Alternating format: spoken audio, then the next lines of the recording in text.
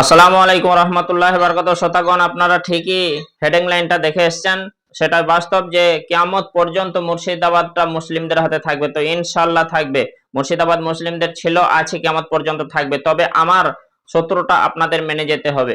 আমি যে ইস্যুটা দিয়ে যাচ্ছি আপনারা ধ্যান মন দিয়ে যদি শোনেন, আমল করেন, তো অবশ্যই কিয়ামত পর্যন্ত মুসলিমদের হাতে মুর্শিদাবাদটা থাকবে। কেন? অধিকাংশ মুসলিম তথা 70% মুসলিম সেখানে। তো যত রকম রাজনৈতিক দল হোক না কেন, আপাতত কোরআনের একটা আয়াতকে আপনাকে অবশ্যই মেনে নিতে হবে যে আল্লাহ তাআলা বলেন, ওয়াতাসিমু বিহাবলিল্লাহি জামিআ ওয়া লা তাফারাকু। মুসলিমগণ, তোমরা সবাই একত্রিতবদ্ধ হয়ে আল্লাহর রশিকে মজবুত করে ধরো।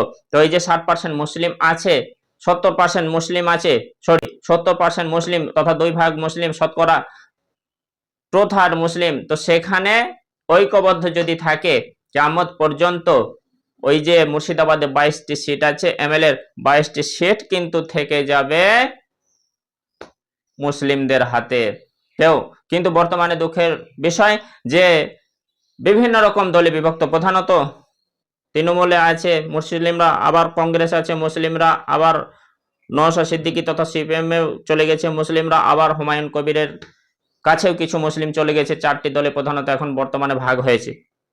তো আমি বলে রাখি, হ্যাঁ, আপনার 4টি দলকে ভোট দিলেও মুসলিমদের হাতে মুর্শিদাবাদ থাকবে। কি উপায়ে থাকবে, কোন ক্ষেত্রে থাকবে, আমি আপনাদের বলে দিই।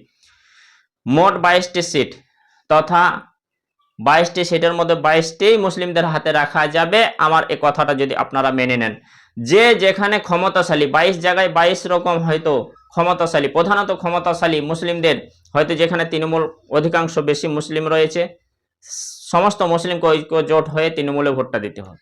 যেখানে কংগ্রেস বেশি মুসলিম রয়েছে, সেই সিটটাকে সবাই মিলে কংগ্রেসকে ভোট দিয়ে জিতিয়ে দিতে হবে।